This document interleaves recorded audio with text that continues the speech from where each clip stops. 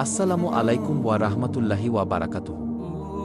প্রিয় ভাই ও বোনেরা, আজকের গল্পটি একজন মহান আলেমের জীবনী, যিনি ধৈর্য, জ্ঞান ও আল্লাহর প্রতি অটল ভরসার মাধ্যমে লক্ষ কোটি মুসলমানের হৃদয়ে স্থান করে নিয়েছেন। প্রায় 1000 বছর আগে ইরাকের গিলান প্রদেশের এক ছোট্ট গ্রামে জন্ম নেন এক শিশু, নাম তার আব্দুল কাদের। জন্ম থেকেই তিনি ছিলেন শান্ত, বিনয়ী ও আল্লাহভীরু। তার পরিবার ছিল দরিদ্র, কিন্তু মা ছিলেন অসাধারণ ধর্মপ্রাণা। ছোটবেলাতেই মা তাকে কুরআনের শিক্ষা দেন এবং প্রতিদিন বলতেন, হে আমার সন্তান, দুনিয়ার সবকিছুর চেয়ে সত্যবাদিতা বড়, কখনো মিথ্যা বলবে না। এই উপদেশ আব্দুল কাদেরের হৃদয়ে গভীরভাবে গেঁথে যায়। বয়স যখন প্রায় 18, তখন মা বললেন, পুত্র, তুমি বাগদাদে যাও। সেখানে জ্ঞানী আলেমদের কাছ থেকে ধর্মীয় জ্ঞান অর্জন করো। এই 40 স্বর্ণমুদ্রা নাও, এগুলো শুধু পড়াশোনার জন্য। মা তার থলির ভেতরে স্বর্ণমুদ্রা সেলাই করে দিলেন যাতে কেউ বুঝতে না পারে। পথ ছিল দীর্ঘ ও বিপদসংকুল। কাফেলার সাথে যাত্রা করলেন তরুণ আব্দুল কাদের। কয়েকদিনের মাথায় মরুভূমির এক ফাঁকা পথে হঠাৎ ডাকাতদের দল আক্রমণ করল। সবার মালপত্র লুটপাট হল। একজন ডাকাত এসে জিজ্ঞেস করল, তোমার কাছে কি আছে? তিনি সরলভাবে উত্তর দিলেন, আমার কাছে 40 স্বর্ণমুদ্রা আছে কি। ডাকাত বিস্মিত হয়ে হেসে বলল, মজা করছো? এত সোজাসাপটা কেউ বলে? তারা তাকে সর্দারের কাছে নিয়ে গেল। সর্দার জিজ্ঞেস করল, তুমি কেন এই কথা বললে? লুকাতে পারতে। তরুণ বললেন, আমার মা আমাকে সত্যবাদিতা শিখিয়েছেন, আমি তার আমানত ভঙ্গ করতে পারব না কি? এই উত্তর শুনে ডাকাত সর্দারের হৃদয় কেঁপে উঠল।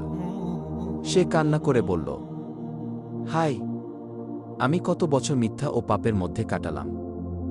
আজ এক কিশোর আমাকে আল্লাহর পথে ফিরিয়ে দিল। সেই দিন পুরো ডাকাত দল তওবা করল এবং কাফেলার লুট করা সব মাল ফেরত দিল। বাগদাদে পৌঁছে আব্দুল কাদেরের সংগ্রামের নতুন অধ্যায় শুরু হল। দিনে দিনে তিনি কুরআন, হাদিস, ফিকহ, তাসাউফ এবং বিভিন্ন জ্ঞানে পারদর্শী হয়ে ওঠেন। দরিদ্র ছাত্র হওয়ায় অনেক সময় দিনের পর দিন না খেয়ে থেকেছেন, কিন্তু জ্ঞান অর্জনের প্রতি তার তীব্র তৃষ্ণা কখনো কমেনি। শিক্ষকরা বলতেন, এই যুবকের হৃদয় যেন আকাশের মতো পরিষ্কার, তার ভেতরে লুকানো আছে এক অসাধারণ নূর। বছরের পর বছর সাধনা ও অধ্যবসায়ের পর তিনি বাগদাদের অন্যতম শ্রেষ্ঠ আলেম হয়ে উঠলেন।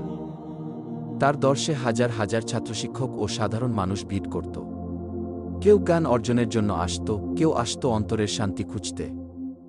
তিনি সর্বদা বলতেন, যে জ্ঞান মানুষকে আল্লাহর কাছাকাছি নিয়ে যায় না, সে জ্ঞান আসল জ্ঞান নয়। হযরত আব্দুল কাদের জিলানী রহত শুধু একজন জ্ঞানী আলেমই ছিলেন না, তিনি ছিলেন একজন আধ্যাত্মিক পথপ্রদর্শক। রাতের গভীরে তিনি দীর্ঘ সিজদায় কেঁদে কেঁদে আল্লাহর কাছে দোয়া করতেন, মানুষের হেদায়েত চাইতেন। তার জীবনের একটি বিখ্যাত ঘটনা হল, এক রাতে তিনি স্বপ্নে দেখলেন আকাশ থেকে এক আলো নেমে এসে বলছে, হে আব্দুল কাদের, আমি তোমাকে সমস্ত হারামকে হালাল করে দিলাম। তিনি সঙ্গে সঙ্গে বললেন, নউবিল্লাহ, আমার প্রভু কখনো হারামকে হালাল করতে পারেন না। তখন আলো অদৃশ্য হয়ে গেল। এটি ছিল শয়তানের কুমন্ত্রণা। তার দৃঢ় ঈমানের কারণে শয়তান পরাজিত হল। তার জীবনের প্রতিটি ঘটনা আমাদের শেখায়, সত্যবাদিতা, মা বাবার আদেশ পালন, জ্ঞান অনুসন্ধান এবং আল্লাহর প্রতি অটল ভরসা মানুষকে পৃথিবীতে সম্মানিত করে এবং আখেরাতে মুক্তির পথ দেখায়। আজও বাগদাদে তার দরগাহে প্রতিদিন অসংখ্য মানুষ দোয়া করতে আসে, চোখের জল ফেলে মাগফিরাত চায়। একজন মানুষের প্রকৃত শক্তি তার সম্পদ বা ক্ষমতায় নয়, বরং তার সত্যবাদিতা, ধৈর্য এবং আল্লাহর প্রতি দৃঢ় ঈমানে। হযরত আব্দুল কাদের জিলানীর জীবন আমাদের শেখায় যে, আল্লাহর পথে চেষ্টা করলে অল্প সময়েও মানুষ ইতিহাসে অমর হতে পারে। আল্লাহ আমাদের সবাইকে সত্যবাদিতা, ধৈর্য ও ইসলামী জ্ঞান অর্জনের তৌফিক দান করুন। আমিন। আসসালামু আলাইকুম ওয়া রাহমাতুল্লাহি ওয়া বারাকাতুহু।